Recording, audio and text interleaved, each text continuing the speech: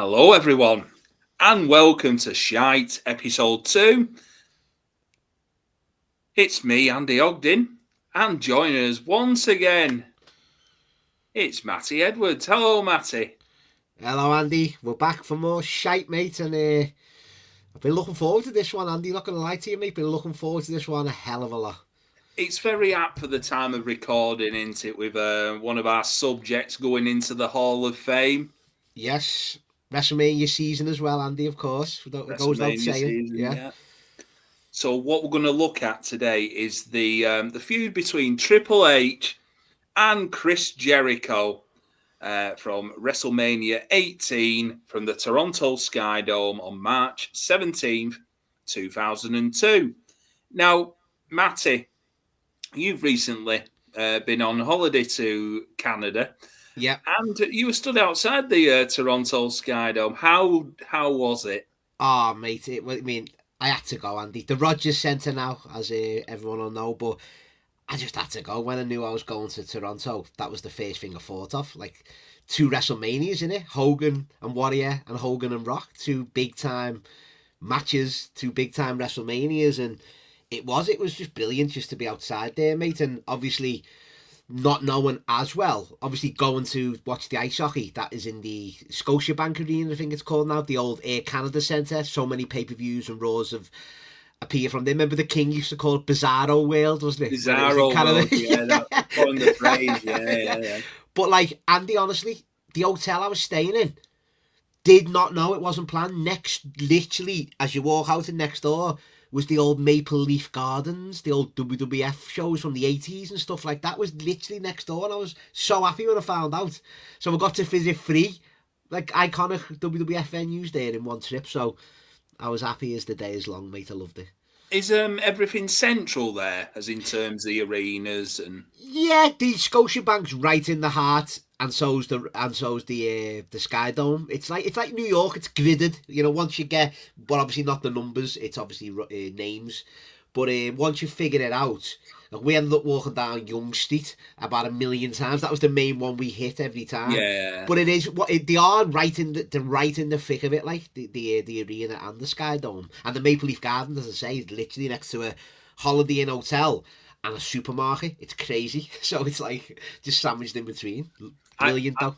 I always felt when I went to the Superdome for WrestleMania 30, this was before the actual Mania day, just like getting a photo outside of it. Yes. Like similar to what you had with the Sky Dome, and just thinking, fuck me, they make stadiums big over here, don't they? Oh, mate, it's like, it's a different world, Andy. It's just the sports they have there. And we have our own, but we seem to be following the blueprint, though, don't we? Like I know it's the Premier League with the money, etc. But look at Tottenham Stadium, they host all American sports, and Everton getting a new stadium. Everyone's going to that 60+ thousand, aren't they? You've got to get there. You've got to catch up, Andy. You've got to just follow the trend. You've got to. I was going to say, going past that on the Mersey rail, it's good though, isn't it? It looks good. Races, it looks like a spaceship. Yeah. Looks class. It does. But we're going obviously to Mania this year. Have I told you I'm going? It feels like I haven't mentioned it to no one. You never mentioned it, no. Mate, it's like a big kid, Andy. Honestly, I'm so fucking excited. It's scary now. It's getting close. I just never experienced it before, mate. So that's why I'm so like, I just don't know what to expect in a weird way. Even though I've watched like 40 of them, you know what I mean? I've watched hundreds of fucking thousands of shows, but just won't feel a feeling like it, I'm sure. But just as you say, just going to that Allegiant Stadium outside, and when I walk in, even with All In, when we went to watch All In at Wembley, when you first walk in and you see the ring in the middle, you're like, fucking hell, this is big, this is grandeur, this is scope, this. So I'll be doing the same with that, mate. Yeah, it certainly is an experience, these stadium shows. So around this time, as ever on this show, we go to UK number ones. Here we go. And the number one single. I wonder if you've heard this one. It was by Will Young. It's Anything Is Possible, and the evergreen double sided single. Well, the Evergreen, bit of local knowledge, and that was my local chippy for about 20 years. It was called the Evergreen. So every time I went, I was obviously singing that song as well. Gonna go for tea, make it evergreen. This decent song, to be fair, to old William Young there, but Anything Is Possible, that's not as familiar. Obviously, Evergreen was the big... Obviously, they done the double-sided singles up until that point, didn't he, as well? Cashing in. Yeah, pop Getting money, actually, no, not cashing in. You're getting money, value for your money there, aren't you? Getting 2 actual songs, I suppose, Yeah, on your well, CD and your tape. Westlife did that as well. They did like double-sided singles that got to number 1. I think it was like Flying Without Wings. It might have been.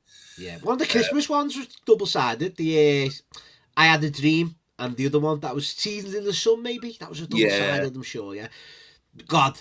How do I know that? Westlife Law there. Fucking hell. Will Young, a favourite of mine, because he won me 50 quid on a bet when he won Pop Idol. Did he? Yeah. What odds was he? Must have been good odds. Or you must have been big money. Where I worked at the time, Matty, me and this other fella, we'd always have like a £50 bet on Pop Idol / X Factor. Oh, yeah. And Big Brother. Yeah. So for Big Brother, we'd each pick 4 out. And at the start, before it got into it, that's good. That's good at the start, and same again with Pop Idol, and he had Gareth Gates as the last one, and I had Will Young, and everyone thought Gareth Gates was a shoe to win. Yeah. Win to win. And I remember being upstairs in my bedroom watching that on telly, fucking. Shouted the house down when it come in. 50 quid million. I couldn't wait to see him on Monday morning for me 5th. Yeah. Love it. So UK number 1 album was Misunderstood by Pink. Were you a Pink fan back in the day? Yeah, Pink was sound. You know, because she come out, didn't she, all like R&B-ish, and then decided, nah, this isn't me, and then just went right into like the rocky, like punky, like poppy songs, didn't she, really? And I liked her. I thought she was all right, yeah. To be fair. Well, Westlife and Pink, Andy, what's going on here? I should be talking about Metallica, Alice in Chains here. What's going on, mate? Well, you think for this time, about 2002, it's still... You know, Kerrang era, innit? Oh, yeah, in the thick of it. Yeah. But this is what I'm saying. This is like, are we them old guys, Andy, in the room? Like, are we at that age now of like, all music sounds the same now? But it does. It really does. Like, you had a bit of, you know, my brother always goes, well, the 80s is the best for variety where he grew up, you know what I mean? Because you had like your White Snake songs, like your rock songs or your ballady songs going to number 1, but then you'd have pop. You know, with Prince and Madonna and stuff, then you'd have like whatever. You used to have all different types of music where it was still going then, as you say. You had like Biscuit was number 1 in 2002. You had like Pink, and then you'd obviously like Britney Spears. Also, you had different types, didn't you, of music. You could probably name loads more. You know me, you know what I'm trying to say, don't you? And like, but now it's all like every singer here on the radio, it sounds the same. Like, is it Carpenter? Can we have this? Is Sabrina Carpenter? Sounds like Dua Lipa. Sounds like insert whoever. They just sound the same. Yeah, there's a lot of. I've noticed the genre that people are going for is more of a country music vibe nowadays with the music. So Sabrina Carpenter, what's she called? Fucking Pink Pony Club lady. I couldn't tell you, mate. Genuinely, I don't know anyone nowadays except for them two. Yeah. They're all going for that vibe. It's good to listen to. Yeah. Well. But yeah, probably not.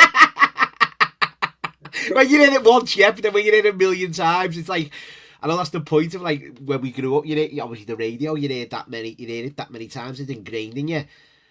But I never used to get pissed off, but I do now. If I hear like that song more than like 4 times, like if I'm on a long drive somewhere or a long trip, they get replayed so much. You know, it feels like more now. Pink Pony Club lady, Chapel Roan. I'd forgot her name, but that's one of CM Punk's favourites. That when he was asked by Sheamus, "What do you listen to?" And he said, "Oh, he likes his Midwest Queen, Chapel Roan." So, mate, if I had, it's my new line at the minute, Trevor. If I had a gun to my head now, and the guy said, if you can name who is it? Chapel Roan song, Roan. You Stay Alive, Andy. I'm dead, mate. I'll see you later. I got it. I couldn't tell you the song. Pink anyway, I did see her the once. It cost me 70 quid for the AO Arena. What year was that in?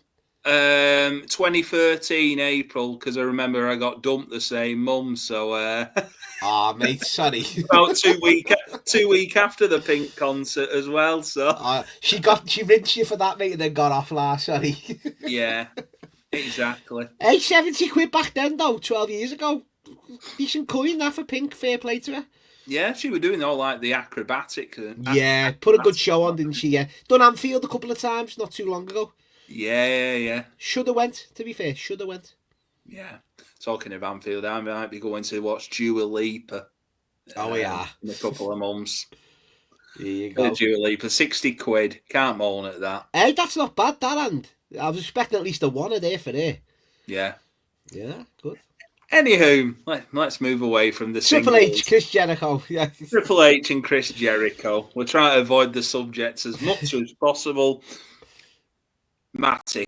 Yes. Thoughts on Triple H? Have you ever been a big fan of him?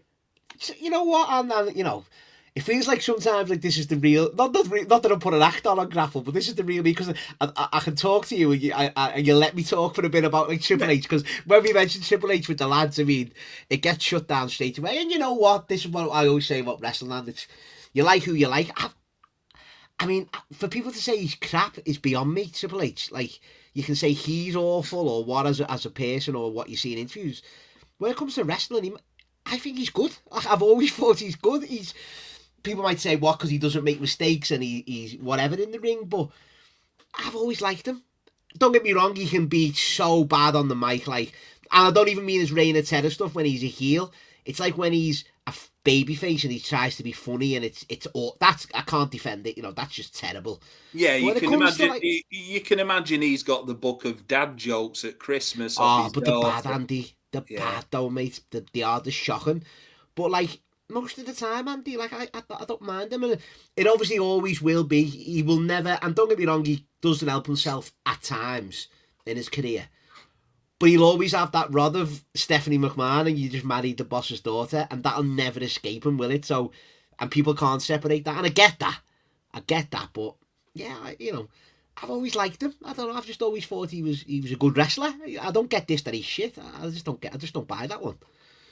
I think my favourite era, apart from the obvious, innit? Oh, the obvious 2000. 2000, everyone goes to that, but when it 1998, the ladder match against The Rock. Andy, I was cheering. I was happy. He was my favourite wrestler then. That like when you're a kid, you change your wrestler every fucking week, don't you, or whatever. Yeah. He was my guy, and then when he won the IC, it was almost like, well, I don't like you no more. You've won now. I'm moving on to someone else. But I was honestly like, come on, jumping up, like wanting them to win that ladder match. One of the best ladder matches of all time as well. No matter, and I'm including TLCs in that, like. Anything involving the ladder, that's one of the greatest ladder matches. The setting, the feud, everything about it was great, really good. Didn't have to rely on the big high spots as well, of course. Yeah. Obviously, he's had like the Evolution stuff. Well, that was brilliant at the time. He's had terrible runs, of course. He has. He's had, as I say, but when he's a face trying to do the comedy, the DX runs later on, terrible. DX run, yeah. But like not even bad, like some of the worst you'll see of all time, some of the worst telly you'll ever watch. The authority stuff. Yeah, people go to that, and that's more for me. That's more where Stephanie was worse than Triple H in that, because she never got to come up and like Triple H. To be fair, you know, he did. He got his comeuppance against Daniel Bryan. He got his comeuppance against and we're dragging it on like Seth. He always lost Roman at WrestleMania. He always lost. It was just that we had to watch the TV when he was standing strong for so many months and weeks. But he always did get his comeuppance. To be fair, in the later days, you know, with Stephanie, just couldn't. Maybe that was obviously because it was PG and stuff, and we didn't have the male on female like wrestling we see. You know what I mean? But whereas we'll talk about that in this WrestleMania match, it's different times. You know what I mean? But she just never like would back down to anyone, would she, Stephanie? Stephanie was way worse than Triple H in that run for me, anyway. Yeah, you know, like she has that program now, Stephanie's Places, and I think the most recent episodes with Cody Rhodes, and they try and gloss over about that Dusty one where it literally made her feel so small. She didn't like it at all. She didn't like it. I think he didn't end up on telly again, did he? After that, no, that was the last. I think that was the last hurrah, or the pay-per-view match anyway. That was building up to was the last time you seen him on TV. But back to Triple H's runs, like Evolution, of course, as you say, Andy, one of the best factions. Class tune as well, in it. I was listening to that earlier this afternoon. And he did, like, he put Batista over on the map, losing 3 straight matches to Batista. So, for as much as people want to say bad stuff, and he is, don't get me wrong, I'm not saying he's been a saint throughout his career for all that, but he did put people over when it was needed to. There's one match I was looking for, like the game at the end of the show, which is a cage match game, but the Steve Austin 3 Stages of Hell match. That's a bad one though. What rating do you think that got on Cage Match and with Meltzer? No, I'm not saying it's a bad match. I mean, that's a bad one. I'm going against myself straight away, where Triple H just shouldn't have won that. No. he just should not have won. Because nothing come of it. And don't get me wrong, though, what people forget to mention is, I know they were the 2-man powered strip after that, but I think that was the plan after that tag match, that they were going to feud, weren't they? So to come back around then, that like, oh, I beat you, maybe I'm giving it the benefits of the doubt there, Andy. Maybe I'm making that up myself. I don't know, but he just should never have ever have won that match. I had a look. It's about a 9.2 on Cage Match and a 4.5 star off Meltzer. And I was thinking, I've watched that match like a couple of years ago when me and Chris Wilson did the all of 2001. It's not good. It's not that level. No, I'm okay. I have to watch, because they always had, like, I think they have a few fights on Survivor Series 2000. Everyone remembers when Steve put him in the car and the crane and dropped it. But that's a good brawl. That's actually a good brawl them two have. And obviously that's the one as well. And they have one, No Mercy, in 99 as well. But Austin never... I know Austin beat him at Buried Alive, where he was hunting Hearst Helmsley in 96. And also beat him in the 5th match of Mayhem in Manchester. Yes, he did. But he never beat, like, Triple H, though. Like, he beat Hunter Hearst Helmsley. He never actually beat Triple H on pay-per-view. Triple H won at No Mercy, won at No Way Out, and it was a no contest at Survivor Series. So, you know, you get your power over Steve. Maybe, you know, you've got some fucking power.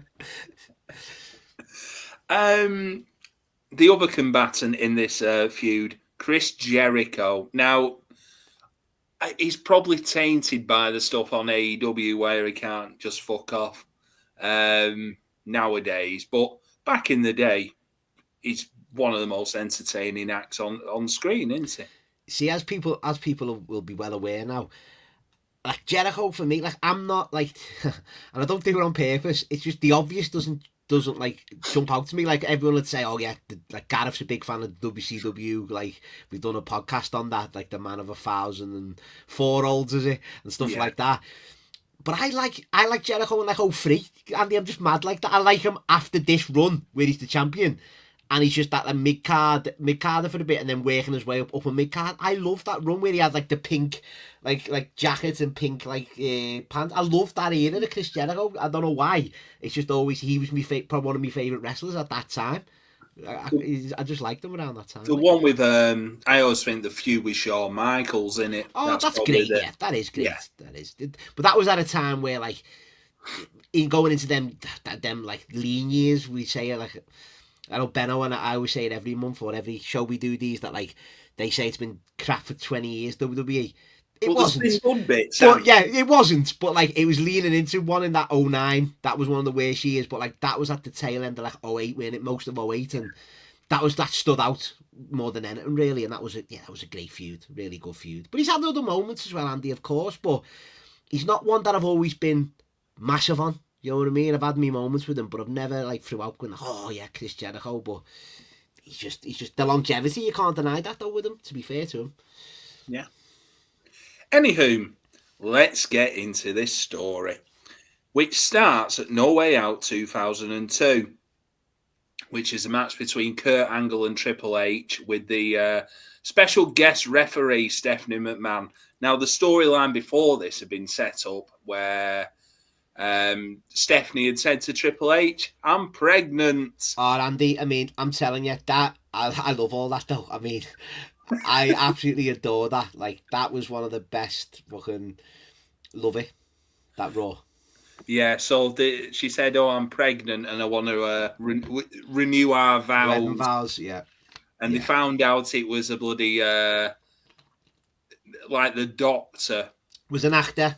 was an He, actor. Yeah, who'd been, a voiceover on the holiday commercials. I remember yeah, all yeah, this, yeah. Andy. Honestly, off memory, I remember it all.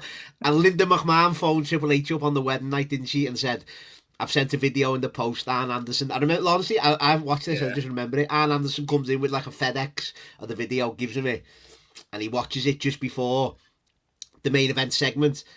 And he knows going to, yeah, she doesn't know. She and Vince don't know. And Triple H knows, obviously, and he's going through it, leading it along up until the big reveal at the end. I love it. Love that angle. It's I think as well, like the video that they show of Stephanie's face, where she just like a fucking Yeah. like a gargoyle. That I think that's been repeated over and over again. Yeah, of course. That It's just a great segment. But this is obviously as well, Andy, coming off the back of Triple H coming back, isn't it? He got injured in 2001, and he comes back and wins the Royal Rumble. Like, comes back at the Garden for that big pop, doesn't he? And he last eliminated Kurt Angle as well. Yeah, exactly. Yeah. You remember the promo video, weren't it? A Beautiful Day by U2. Ah, I love it. Which is a bastard to sing on karaoke. I'm sure you give it a go though, Andy. I'd give it a go in the Sand Knockers when it was open down the road. Oh, yeah. Butchered it, mate. It's because like the levels to Bono's voice are so like up and down, and yeah, not a chance I'm attempting that one again. Fair play, mate. You should have a go once though, my friend. I did. Kurt Angle's Stephanie McMahon and Triple H. Well, they've been in a few before, haven't they? Yeah. So it's SummerSlam. 2000 triple threat with The Rock, and then Unforgiven was the singles match, which one of the best storylines until, once again, I'm probably contradicting myself, the match, and then Triple H put his clout down and was like, we can't have a newer, fresher, younger, better looking, should we say, guy coming on to me girlfriend in a pretend show. We can't have that, can we, Andy? You know what I mean? So he squashed all that. And yeah, we didn't get the payoff that we should have got, because that was one of the best built up stories. Just week to week, just the intertwining of like other wrestlers coming in, and just it was just a weekly, like, it was like a proper soap opera. It was great though, Andy. Some of the stuff, some of the most all time memorable angles. I think one thing I can take from it is like the chemistry, more what Kurt Angle and Stephanie McMahon had. Genuinely instant chemistry. They should have been a couple more than Stephanie and Triple H. They did. You could tell as well. It was just one of them things that just worked from the off, which is why they ran with it. And then obviously Triple H had to come in and fucking put the squash on it. What a bastard. I do like him though, Andy. Overall, it's one of them. I'm obviously, fair and want to see over the years. You've got to like say fucking hell at times, like I've just said there with the angle stuff. But overall, I do like him. I have liked him. Do you know what I mean? More than I didn't throughout the me fandom. Yeah. So the match at No Way Out 2002 is very much a bit of a schmoz. To be honest, Stephanie McMahon gets taken out early in the match, and then you have, I think Earl Hebner comes in, he gets taken out, and then Stephanie McMahon eventually comes back in. A lot of fucking around. Ends up with Kurt. And this match actually was for the title shot at Mania. So Triple H had put up his number one contendership, what he'd won at the Royal Rumble, put it up in this match. Kurt Angle got the disputed victory here. Yeah. So you think Kurt Angle, Chris Jericho for Mania? Oh. Well, let's get into Raw the night after. Anyway. I mean, we'll go into like Triple H and Jericho, obviously Mania, but imagine that was the main event, Andy, at the time. Wild. It's very mid card, that, isn't it? Yeah. Even with the lads there, like, yeah. So the next night, so you have Stephanie McMahon thanking Kurt for beating Triple H at No Way Out. When Steph was a guest referee. Meaning Angle got the title shot. Ric Flair walks in and orders a rematch between Angle and Triple H for the title shot. Mania 18 on that evening's Raw. So you end up with the match happening. The early portion of the match, or what they showed on the highlights, I think both Triple H and Kurt Angle were more interested in what were going on in the crowd. Seemed to be like a fight going on in the bleachers, and no one really interested in what was going on. This as well is Triple H in prime steroid era, body wise. He is gassed to the gills. Oh, but that's as I said, after the injury as well, so he's going to be triple, no pun intended, the size of like when he comes back. Like he's gigantic though. It's like you put a little drawing pin in and make he pop. Like genuinely. Yeah. Warlord stuff, Shawn Michaels stuff to the Warlord. Dude, I think you're full. It's the best.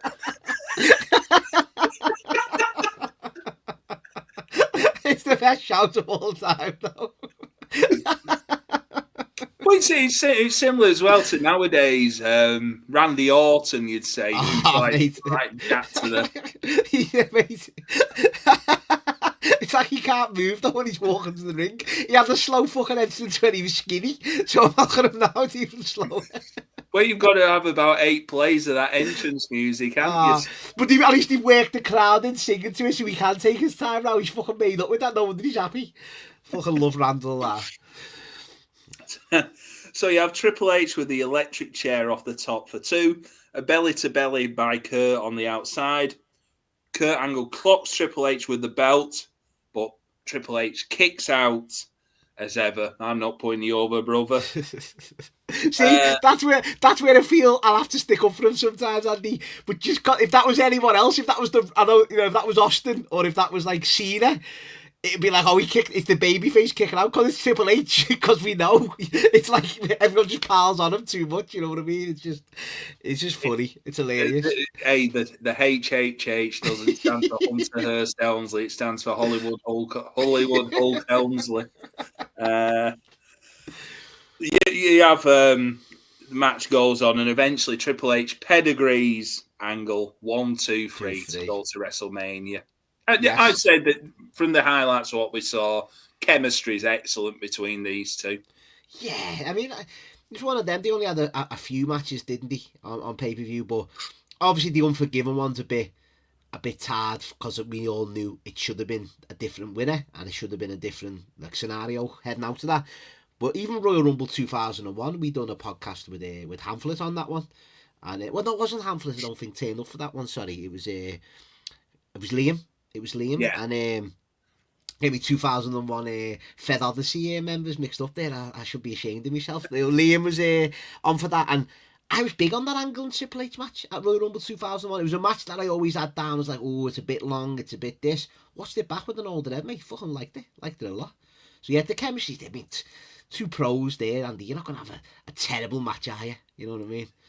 To be honest, with Angle in them first couple of years, there's not really any shit, is there? No.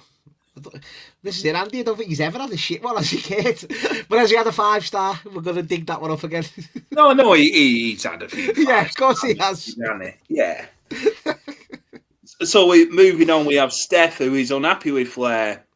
And whilst Flair is in the office, you can hear some, like, I don't know what's going on round the wall. Having a piss, Andy. It sounded like you were having a piss, didn't it? It's not, thank God it's not only me who noticed that. So, yeah, Triple H can be heard having a piss in the background, then walked in.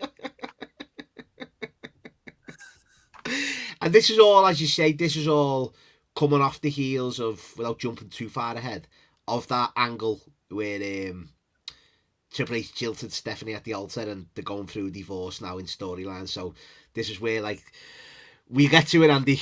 We'll get to it, mate. So we have Steph looking well on SmackDown with Chris Jericho in his flame shirt, straight from stolen from Ivor, that shirt.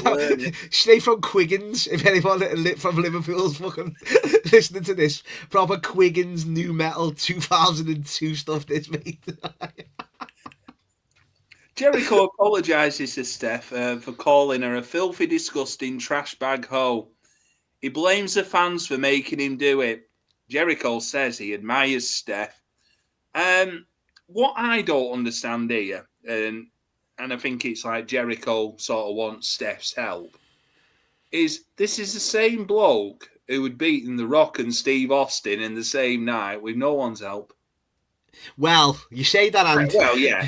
Vince Booker T, he was yeah. a bit of help, but I know what you're saying. It's like he's going begging, but I mean that's where it's like, this is where it's wrestling the one, and I kind of like don't shut my brain off, but or maybe just accept it more than others. It's like, well, he's a heel going into the main event at WrestleMania. He's seen this big comeback. He's seen this guy come back. You want to get that edge on. He's gonna try and get with his wife. He knows he's gone through a divorce. It'll piss him off even more seeing his ex-wife in his corner. So I don't mind it. I like it. This is obviously, without jumping ahead too much, you picked this for a reason, because there is some shite coming up. Don't get me wrong. But without giving me overall thoughts as well, there's a lot of really good stuff, I think, in this, Andy. So, and this is part which I don't mind. Set up them two being together against Triple H.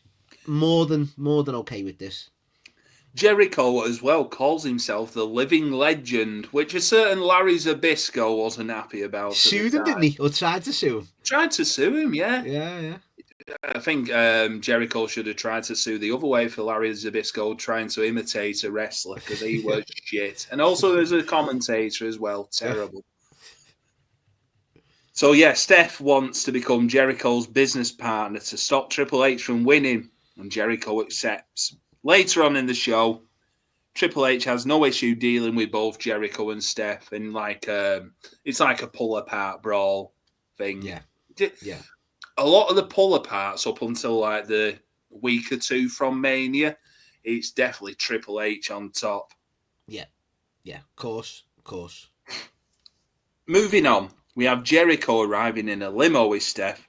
Look at them sideburns on Chris Jericho. That new metal era again, Andy. It's like that era of like sideys, goatees, whatever you want. It's like full effect here. But I think it's in the space of 2 to 3 days, and they're just literally like Farmer Giles, isn't it? Jericho hands the driver a VHS showing the Triple H quad tear, how he did it, which was all like the walls of Jericho on the announce desk. Callbacks, Andy, which is all good stuff again here. We go to the back now, where Stephanie meets Triple H in the dressing room. Steph says Triple H in the bedroom always came up a little bit short, and one of my notes is it's because of them steroids. Yeah. Triple H says the field he was playing on was too damn big. He says a 747 looked small flying into the Grand Canyon. This is the humour that I'm on about, Andy. Fucking my God. Terrible face. Terrible face, Triple H, in when he's in this mode, like. Yeah, smut. It's like Bernard Manning levels of smut there from old Big Nose. Anyway, Kurt Angle comes out and says it's him versus Chris Jericho for the title on Raw. Yeah. There we go, the so-called Mania main event we had, Andy, on the main event in Raw now. Or did it even main event it? I don't think it did it? No, I don't think it did. Anyway, as we move to the match itself and gets to the finish of Kane interfering, press slamming Kurt into the ring, and he ends up with Chris Jericho winning with the breakdown, which is like the stroke. Skull crushing finale, innit? That's what it is. Skull crushing finale, yeah. Yeah. It's that was one of my moves when I was a backyarder, Andy. I used to love the breakdown. Oh no, sorry, no, I had it at first, but then I gave it to me mate. The buff breakdown. That's what he used to call it. I've took a fair few of them, Andy. But Buff never used to let your hands go, so you used to have to take the bump full on your fucking face. Did you end up with a busted nose or anything? Oh, mate, yeah. Oh, yeah, probably did, Andy, back in the day, yeah. Fucking hell. So this is where, like, Kane gets involved with Kurt Angle. And yeah, they have a Mania match, don't they? Mania match, yeah. Yeah. It just shows what a bit of a... It's a bit of a hodgepodge feud, isn't it? It's just like last month before Mania, like just getting it in, just getting the but it had no real juice behind it if a mistake, because like look at the matches, like Undertaker and Ric Flair, that had a good bit of juice behind it. That had a good reason, and that had good stories, good angles. I think this was just more a bit of one-upsmanship, weren't it? Really, that I remember off the top of my head. I might have missed some other angles off, like from memory, but it was just like a basic. There's two lads who haven't got a Mania match. Let's just throw it together and give them one. Yeah, I'm just looking at the card now, and it's where you had DDP and Christian, Taker and Flair, Edge and Booker T over the shampoo. I'll always defend that.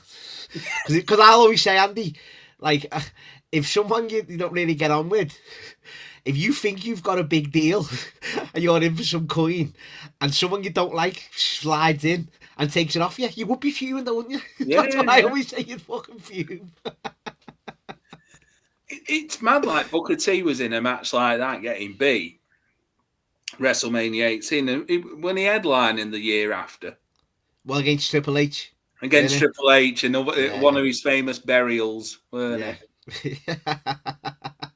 That is the Reign of Terror stuff, that one.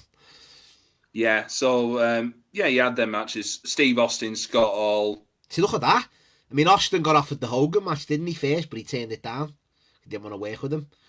Yeah, because he probably knew what had happened, obviously, with the pot with... Yeah. Well, does he, come on. I'll always challenge that. Would he have got as big a reaction? He might have got a little bit, but would he have got as big a reaction as Steve on the night? I don't know. I'll always defend Steve there, but maybe he would have. Yeah, but that's when Steve was sort of winding down and getting into very much more frustrated, weren't he? Yeah, proper stuff. Yeah. Worn out. But yeah, there's fucking hell on a 12-match Mania. Massive. Anyway. So you have Jericho winning with the breakdown. Jericho and Steph in the back with Chris shining his belts, and he's told that he's teaming with Kurt as Steph bollocks him and says that they must get along. Right. I've got to jump in here. Sorry, Andy. I've defended it so far, and it's been okay, and it's had some great moments. This is where it starts to go downhill. Like, this is where, like, as I said before, the heel wanting the ex-wife in his corner, defend that, good logic, solid stuff. Getting berated by her. This is awful. This is Stephanie and her worst here. This is so bad. Like, I forgot how bad, because we always do these things. I like to think, well, jumping into your mind, Andy, where, like, it's stuff that obviously is, like, from at the time, been proper panned, though, Andy, like, proper panned. Yeah. And the stuff later on that, which got proper panned, and we're like, well, does it really hold up? Is it really that bad? This is the point of this show. This is one of them. This is bad. Like, you can't defend this. This is shocking. This is definitely the moment where you can tell that Chris Jericho is the third wheel. Exactly, where he wasn't, with them getting together and that, it's like, okay, as I say, I can defend that and I like that. This genuinely is, you've nailed it there. This is like the main event of WrestleMania. Might as well have been Triple H v Stephanie McMahon. Yeah. Genuinely, yeah.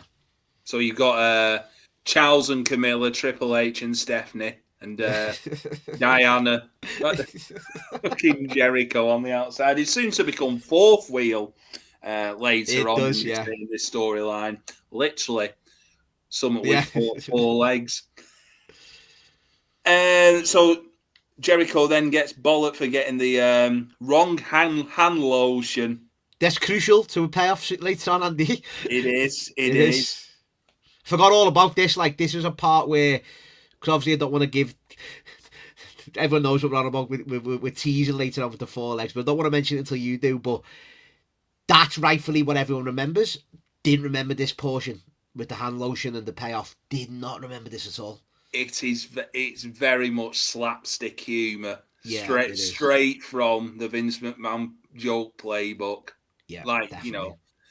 Proper low level, but I will say it's the sort of stuff that gets a laugh. Like if he ended up on Mrs. Brown's Boys, that'd be the only thing funny on there, because that's shit. Yeah. old people love it. Yeah. So Stephanie walks into Triple H's dressing room and moans about Triple H talking about her fanny. She warns of legal action. Triple H says Steph made bad decisions, like buying ECW. Yeah. Well, he's correct there. Ends up with a tag team match on SmackDown. Kane, teaming with Triple H versus Jericho and Angle. Now, strange a bit, Kane and Triple H teaming up here, because 6 months after, what happened? It's the infamous Katie Vick, isn't it? Yeah, later It is, on that year. Yeah, it's always strange seeing them together. Even they had a feud in 2001 as well. They had a chain match, Judgment Day 2001. Always like that match as well. So always weird to seeing them two team up. Yeah. Yeah, but it's just a semblance of time with Triple H as a babyface, and he only lasts a babyface like 5-6 months. Probably turns on Michaels, doesn't he? He turns on Michaels. Turns on Michaels, yeah. But if you think that's probably because Hogan had come in as originally a heel, but because of the fan support, they had to probably swap roles. Yeah, and they were building Undertaker for like a bad guy run. But that's what I mean. But it's strange because Taker ends up turning back face around the time Triple H turns heel, because you look at this, as you say there, by the time Triple H is a heel, you'd think he might want to stay a face because Rock and Austin are both gone. So it's like, it's up for grabs here. You know what I mean? The lead baby face is up for grabs, and it ends up being Undertaker. And then Kane on Raw because there's no one else. Because obviously Steve and Rock have left. So it's strange times. So it ends up with Triple H pinning Kurt with the pedigree. We ever heard that one before? Yeah. Water is wet and Triple H beats Kurt Angle. Steph is moaning about her hand lotion to Jericho. Pristine Mist. That's the brand that she wanted. Steph belittling Jericho, the third wheel. You have Steph is Triple H is behind Steph with her belongings and drops them on the floor. She now shouts, "Oh, my lotion!" This is the moment. Fucking hell. So she rubs the lotion all over, and then in the next scene, lo and behold, Stephanie McMahon is fucking losing it as she comes out in a rash. Yeah. As you say, I mean, I'll usually, I know you're laughing, giggling here. It's funny. Yeah, I forgot all about it, and it's just, I don't know. I don't know what to say. You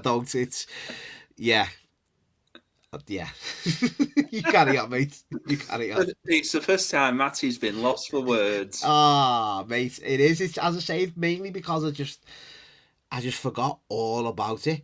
Like, Kate's quite funny when he walks in. That reaction when he gives Jesus wet or Jesus Lord, and he looks and he's like, and then Stephanie's like, "You're only saying it to be nice." He's like, "No, I'm not." That's quite good, but it's just Stephanie. Ever since I've seen her berate Jericho at this point, I'm like, yeah, this is why people remember it being bad. So later on, you have Kurt Angle versus Triple H in a cage match. You have Stephanie marching down to the ring like a bushwhacker. She's got a strange walk, as old Steph. She ends up running Teddy Long, who was a referee at this stage, into the cage and slams the door into Triple H's face. You have Steph attacking Triple H with a chair, and H catches himself on the top rope, like crotching himself. Yeah. Ends up with Steph dragging Kurt out of the cage to win. Once again, Kurt Angle doesn't get a pinfall victory. But I know it's a lot of Stephanie here, so I'm half going to critique it, but then half like it. It's a lot of Stephanie McMahon, and you're thinking, right, why is she throwing Teddy Long in? Why is she getting in it, chairs and all that? Yeah, okay, I'll say yeah. But the overall story they're telling you, Andy, is good. Of like, look what she can do to help someone beat it. Look at the length she'll go to make sure that someone will beat Triple H, Kurt Angle. She's going to do this at WrestleMania to help Chris Jericho. I like that side of it, that the story they told was good. It's just that a lot of Stephanie, though. So, yeah. Plus, as well, it shows that she's getting revenge on what Triple H has done to her. As well, yeah. So it's like one-upmanship either way. There's a lot of listeners here going, well, it's Triple H and Stephanie. If you can somehow separate and put your two favourite wrestlers in there, the story they're telling you is actually okay and quite good. Just not the characters, maybe. Do you know what I mean? Do you feel, though, like with Kurt Angle being involved more than Jericho, that Feels like Kurt Angle's facing Triple H at WrestleMania. As I say, and before, it might as well be Stephanie and Triple H at WrestleMania. Jericho literally is. Until we get up to it, there's a couple of segments coming up, as you say, until we come up to them, he's kind of an afterthought. He's the champion as well. He's the undisputed champion, you know what I mean? So, it's a wild one. On SmackDown, you have Chris Jericho versus Kane. So it ends up with Kurt Angle slamming Kane. Jericho Lionsault to get the victory. And that's where I put on my notes. Like, Kurt Angle feels like he should be Triple H's opponent for Mania, not Lucky Jericho. Here we go. Lucy the dog. The infamous. As Steph has a moan at it. Poor fucking dog. Triple H pops in and gives it all the love. Stephanie shows Trips a court order to get the dog. Who's the bitch now, says Steph. Which, you know, decent. But Andy, comment.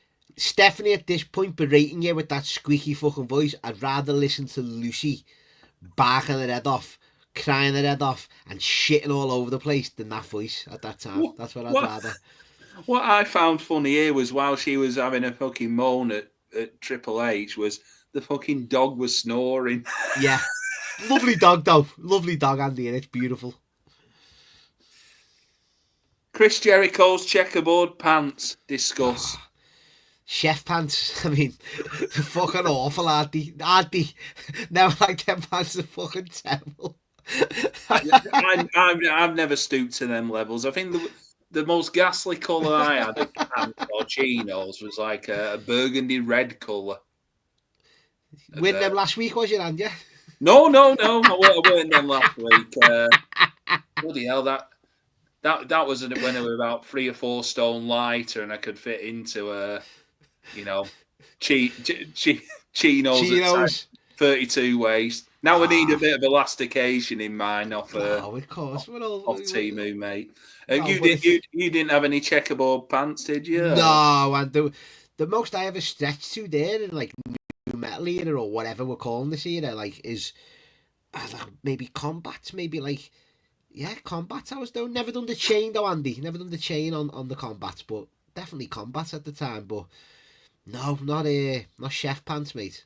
No chance. No chance. Anywho, the dog has shat on the floor. It has. I did put this is like amateur hour toilet humour, literally. But this is bad again.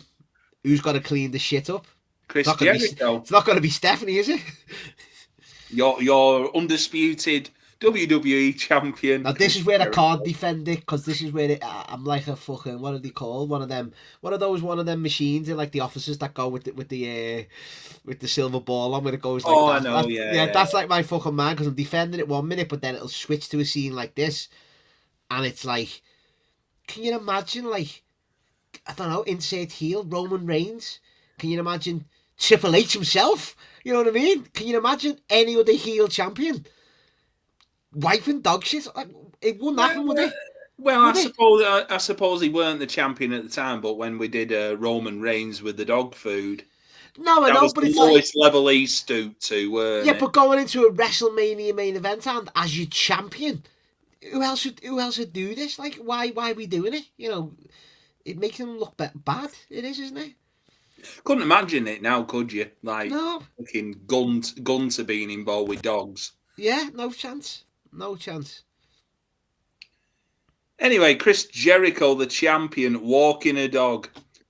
As Chris ties it to a limo. What's it? Oh no, the dog is still tied to it as the dog gets run over. It's sort of like Jericho goes to the other side of the limo. Yeah. Tells the limo driver to get out. And to sort of like reverse, and all you could hear is... Yeah. You obviously don't see it, do you? And it is, I mean, this is awful, isn't it, Andy? Like, it is. It's like... And I like some shite, don't get me wrong. I've liked some fucking shite over my years of watching wrestling, and I'll defend some things like that, maybe to someone indefendable.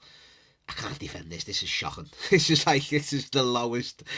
Building up to WrestleMania, though. Even if it was building up to fucking a house show, whatever show, fucking any heat, Sunday Night Heat, jacked metal, anything like that, velocity, it'd be shit, you know what I mean? But this is WrestleMania you build up to in your main event for your championships. Yeah. For your props, Andy, for your fucking props.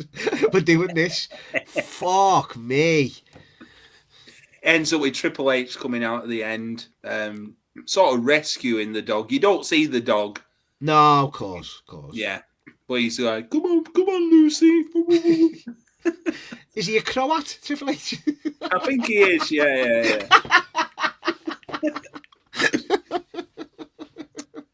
Always admire an impression though, Andy, you know that, mate, always. Triple H, later on in the show, tries to pedigree Steph, but Jericho hits Triple H's knee with the sledgehammer. Yes. Finally, Jericho is on top. And finally we get a WrestleMania worthy angle going into it. Like, this is where it picks up a bit. I like this a lot. The callback, obviously, to what we said before, the injury, where he put him out in the May before this, and going back to the serious stuff now. And, you know, after that, Jericho needed this big time after the stuff with the dog. So, yeah, you go from that to that. That just shows you, like... And maybe that was the point of it, I don't know. Maybe that's what they're thinking, going from that to that. He needed that to get him serious or whatever. But this is good now. This is where it gets the good stuff. So Stephanie on SmackDown putting the worry in Triple H's head about his quad possibly failing him again. This is what we should have been doing. This is what we should have been doing from the start. So you have the huge tease on the final SmackDown. Triple H planning on pedigreeing Steph on the announce table, but Jericho sledgehammers Triple H's knee, quad again, then does the walls of Jericho to Triple H on the announce table with Triple H tapping.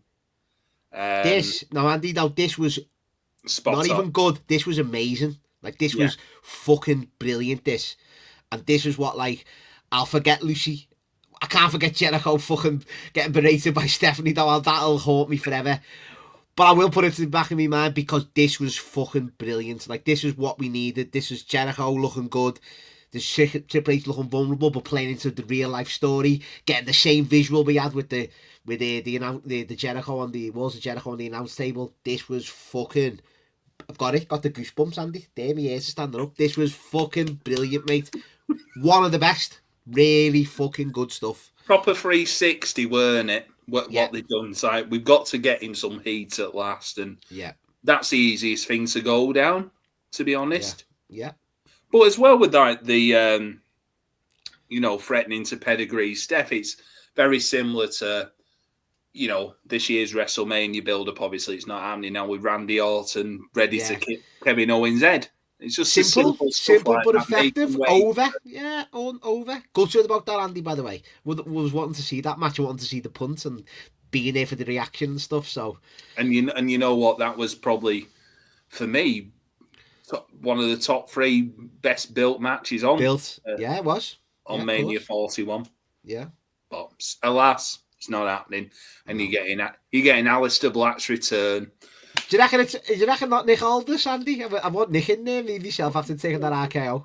One thing I'd said about that match, if it is Aldis versus Randy Orton, it'll smell good, that ring. Yeah. Lucky ring. A very lucky ring. Only time I've been close to Nick Aldis was about the Hilton Hotel at Doncaster Racecourse after a 1PW show. And, smells good. Oh, you can see it through the screen. Yeah, you can just see it, yeah. You can smell it through the screen. You can see it, you can taste it, you can feel it with Nicola. Love him. Anyway, let's get into the match at WrestleMania 18. What was the cage match rating of this out of 10? I'm going for, if it's hitting a 5, it's done well. I reckon about a 4.5. Well, guess what? I think Triple H's burner account it's been rated 6.03 out of 10. Okay. Triple H is played out by Drowning Pool. The lads. Off of the Forcible Entry CD. What was this called? Because all I could get from it was Here Comes the Pain. It's called The Game. It's just their version of The Game. I love this version. And madly enough, today, like, you don't want to date this podcast. Well, we do. We're not bothered about dating this, are we? We get it out straight away for the listeners, don't we?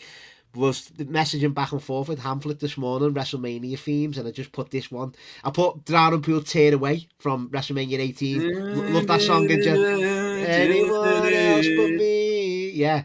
But then he just replied with about their version of the game, and I don't think he was a big fan of it, and I was like, mate, one of the best versions for me. Love it. Absolutely love it. Love this song. Love fucking... And played it on my way to work when he reminded me of it, because I heard it for fucking ages. So thank you for that, mate. When you was saying about Mania tunes, one I was listening to, another band who's related to Chris Jericho, Saliva. Ladies and gentlemen, he had that one on. He had that on this morning. That's when he sent me over first. 23. Yeah, WrestleMania 23. Yeah. What a tune. Right now, Southside Wrestling, when I used to go to the shows at the Corp in Sheffield, that'd be like the opening song before they went to the Greatest Show. Yeah. Do you know what I think's a forgotten one as well? I know My Way, Limp Bizkit's the GOAT and the one everyone goes to, but 2 years later, same again, Austin Rock, Limp Bizkit, Crack Addict it's called. Yeah. Love that as well. That's a forgotten, like, because obviously My Way's so iconic. That's still a belter though. It wasn't on an album though, that was it? No, I don't know where. That must have been either just for WrestleMania or what. It's not on nothing. You could download it at the time, of course. Yeah. And I'll be definitely now reminding myself, listening to that in the morning on the way to work. Just Mania, different Mania themes on me commute to work every morning now, Andy. We're in that mode. Red light, green light. He had that on as well. He loves it. Fucking hell. Might as well just put the Weekend's back catalogue on and we're done that, aren't we, for the last 10 years? Fucking hell. Yeah.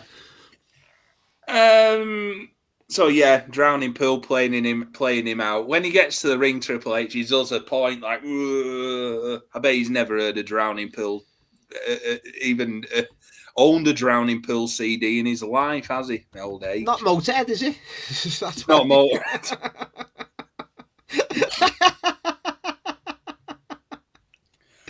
So you have Triple H's leg strapped up, selling the injury from SmackDown. Yeah. Jericho, on the version I watched, he comes out to his old music, Break the Walls Down. But was he not using King of My World? He didn't. That was Survivor Series 02. That because they perform it at the World, don't they? And he walks down to it. He never used that long, and it was more late 02, and it wasn't long for the World. But once again, an absolute fucking corker of a song, that King of My World. That was on the anthology, wasn't it? The anthology. Yeah. I want the work this morning, mate. As soon as I finish this podcast, I'm getting in bed, put my headphones on, and we're having a bash of all these corkers.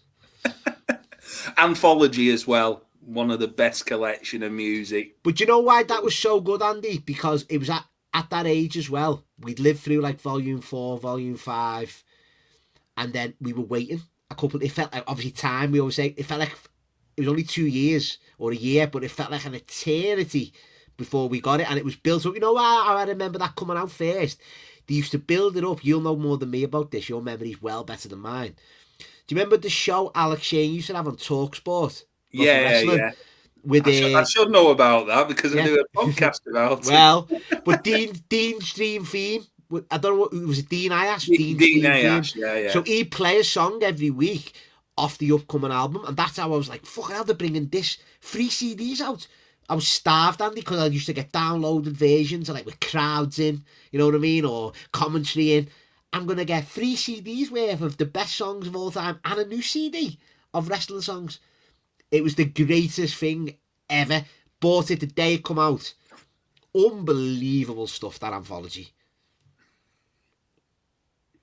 I'm going to buy it again. I think I've got it, actually. I must have it somewhere. I think I've got it as well. I've got it, mate, somewhere. You know, I'll dig all my wrestling CDs out at a point, mate. I'll dig you. I've got WCW Mayhem one. That's a fucking banger, like. Yeah. That's a good one as well. Oh, that's the one with, don't they have little bits of promo? Commentary, Commentary before it, yeah. Like, you only get like 1.5 minutes of Buff Daddy, but, you know, you want 4.5 minutes of that, don't you? That's the proper stuff. Seek and Destroy's on that, isn't it? It is. The live version, yeah. That's on there. ICP Take It. Primer 55 loses it. What a tune that is. There's loads. There's fucking really, really, really good album.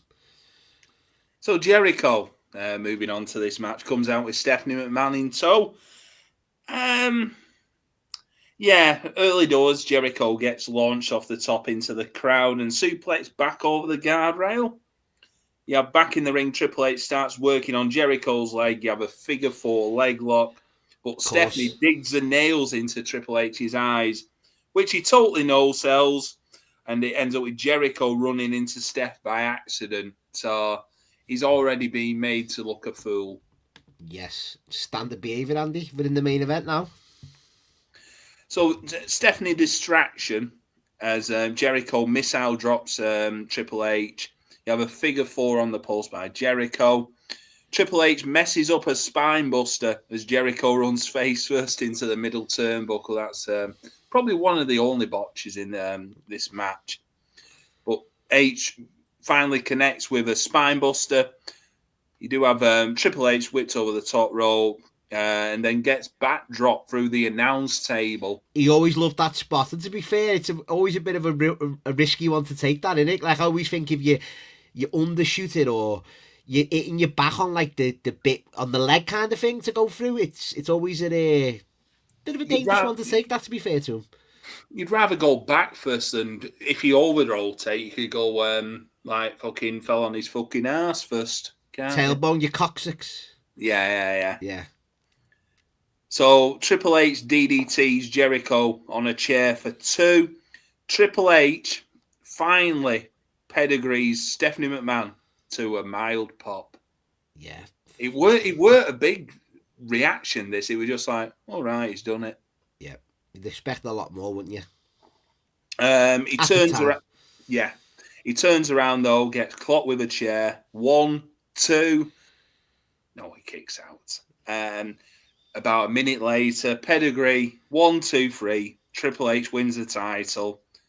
Bit of a flat match, in all honesty, but it's quite short for a main event. But you know the obvious answer, Matt. Do you want me to say it? Do you want me to say it, Andy? Or you saying it? You gonna go there? Are you? Are you going there? No. People always say you have to follow the Rock and Hogan, and it was like after the Lord Mayor's show. Of course. And you know what? We joked about that before we went on air, but it's right, though. Like, you've heard it a million times over the years on whatever you've listened to, you've read to, but it's right. Like, why was this? They must have knew going in. Like, I think over the years they've tried to retcon it, saying that they both didn't want to be main events. They did. Let's be honest. Triple H wanted to go on last. He used his power. They went on last. It's for the championship. And it did. It just was never going to be. The fans, like... And I've seen that excuse used for a lot of matches that are, you know, in the main event. But to be fair to the lads, and I thought it was bollocks, but to be fair to the lads, when you go back and watch Rock Hogan, you can see why the fans are exhausted. Yeah. You can see why the fans are just not as into it as they should be, because they had to follow that and they used all the energy. So it's fair play in a way, but they should have knew going in. Very similar to, was it Shawn and Ric Flair? That was like middle of the show as well, weren't it? So I think weren't Triple H, not Triple H. No, but Edge and Taker's good. That's what I'm saying. Edge and Taker's good though, Andy. Should they follow that? Taker and Shawn, weren't it, from 25 or something? Oh, Triple H and Orton fell into the category of that. Yeah. But to be fair, going in, I don't think they would have knew as much as Triple H and Jericho would have knew about Rock and Hogan stealing the show. You know, as in fan wise, like Taker and Michaels. They were kind of like, at the time, to be fair, they were just like, it was just a match kind of threw together, 2 legends going against each other. But no one knew how good that match would be. They didn't go in. They thought, it might be okay. No one knew it'd be that good. So to be fair there, because that had a bit of heat behind it, Orton and Triple H, that had a good bit of heat. And it deserved to go on last day, but it was just that, unfortunately, on the night, that was so good, they couldn't follow it. Plus, the booking of that match is terrible as well. Because Triple H should have lost that one, and the way he won is terrible. So, yeah. He's not had the best experiences overall, has he, in the main event of WrestleMania Triple H, and people will... Well, funnily enough, I have written down some of his Mania matches here for the quiz at the end. Okay. But, yeah, the week after, though, after this after this match. I know what you're going to say. We haven't. I've said on other episodes. We don't talk about what we're going to say, do we? And we just go for it. I know what you're going to say. Yeah. Is it a triple threat match you're going to mention? It is, yeah. Yeah, of course. I knew you were going to say that. With Jericho, Steph, and H. That should have been the main event of WrestleMania. Might as well have been good. As good, wasn't it? Yeah. And that's where Stephanie had to leave the WWF forever, Andy, in 2002, and we never seen her again.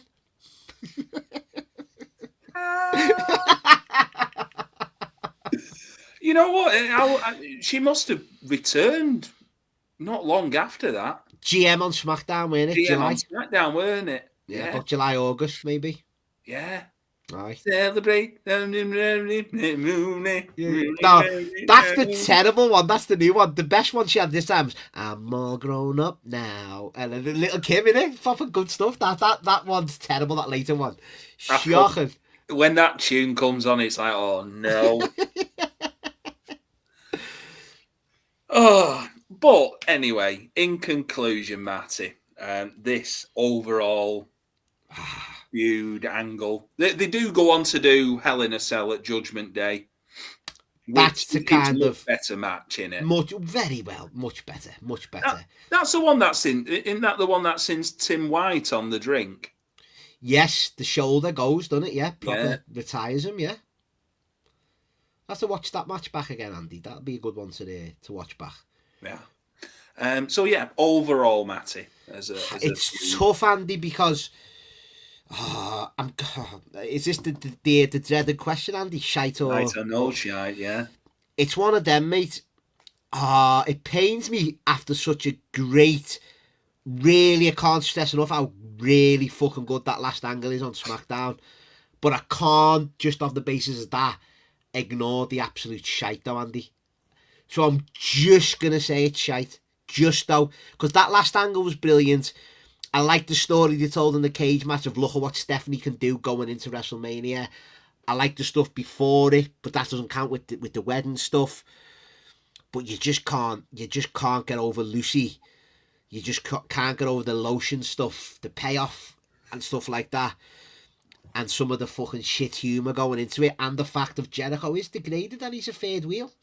A fourth wheel, as you say, with Lucy being a bigger star than him, positioned better than him. Like, it is one where, once again, I hate all this, like, oh yeah, looking back, and it just gets stuck forever, like that shit. No, this was...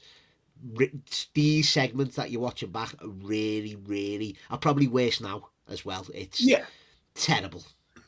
But I'd say just shite yet then, because that, honestly, I keep saying it, that last angle was fucking, if I was making it like an angle list of all time kind of thing, a big list of like throughout the years and all that, I was doing a yearly one, that'd be on there in 2002. It's so fucking good with the callbacks. It made so much sense. The heat, so much fucking good. But just shite, Andy, for me. What about yourself? That's what wrestling's about. It's the callbacks. Exactly. The little bits, and that's what Triple H does now in his booking. But that's what I mean, Andy. But this is what I'm saying. I'll always put the WWE flag up for myself. It's like people think WWE never done this. They always have. They always have. Me and Gareth have been surprised when we go through the Brett shows and they call them back, like from a couple of years ago, what Brett's doing and that. It's like, oh, WWE never acknowledged the history and all that. It's like, no, they did.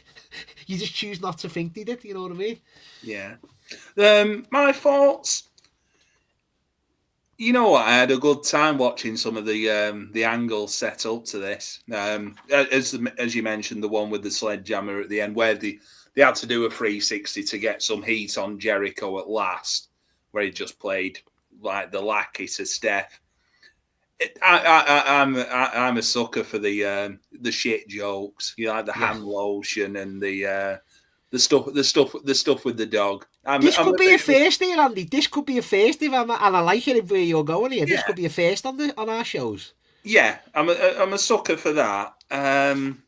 I do, as I mentioned, I do feel it should have been Kurt Angle in that spot more than Jericho.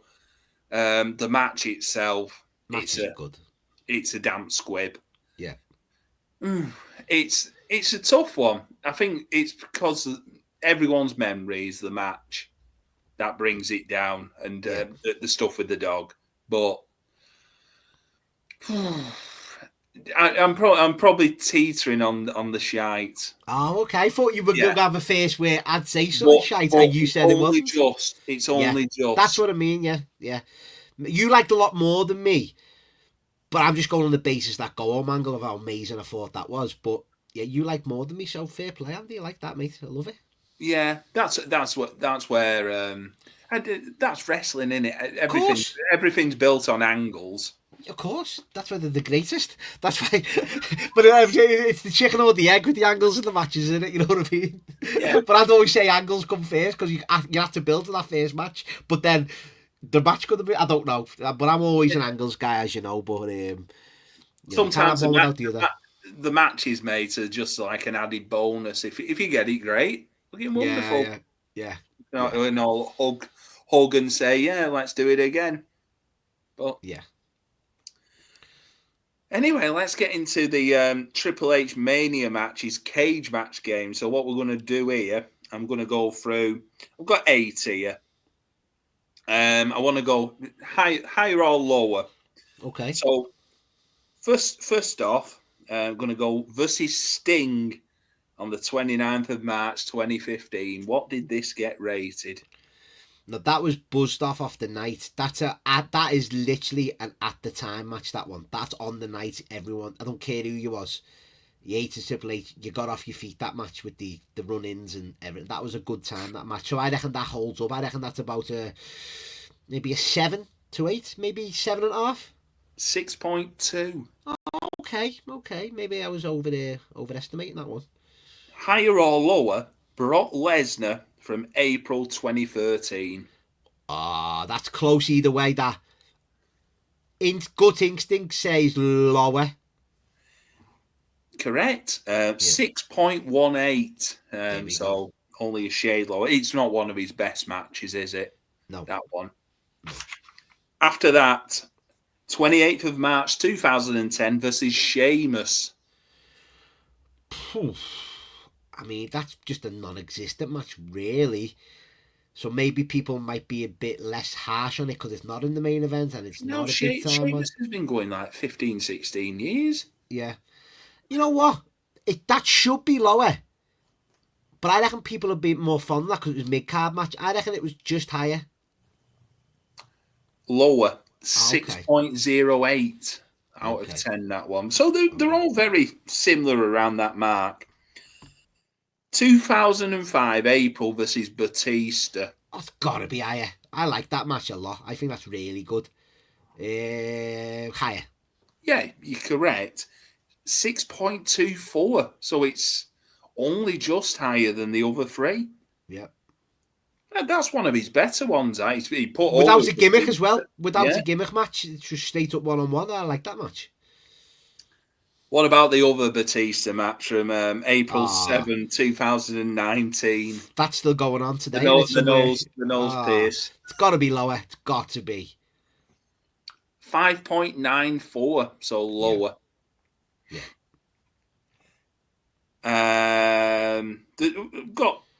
I'll give you one here. Undertaker, Hell in a Cell. What was that rated? I like that a lot. That's really good. It's got to be an 8 for me. That's fucking good. 9.24. Oh, the lads are all right there. Yeah, it deserves it. I think that gets shit on way too much just because of who's in there. That's fucking good. The whole story, the match itself, the near falls, superb stuff. That I did have a look, like how many matches he's had rated over 9 out of 10 on cage match. Only 8.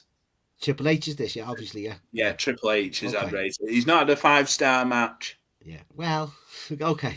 We're going to start that discourse, are we, Andy? No. I know people, like the obvious one is the Foley one at Royal Rumble. I know people who hate that match. Yeah, done a podcast with a couple. Yeah. Anyway, the final 2, Randy Orton from April 5th, 2009, the match we mentioned earlier. That's way lower. What do you think rating wise? Oh, it's got to be. That's a bad one. That's lower than 5. I reckon that's. I maybe high 4.8. 3.62. Wow. Yeah. And the final one, just for you, Mr. Edwards. From the 3rd of April, 2016. Here we go. This is the big dog, Roman Reigns. The main event in front of 101,000 at WrestleMania. That is Andy, isn't it? Roman there against Triple H. I will go. Whoa, that was right in Roman's hatred era. In there with Triple H, who's hated.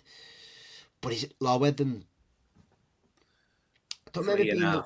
Is it worse than 3.5? I'm going to give the benefit of the doubt to the lads and go it's just higher. Way lower. Is it?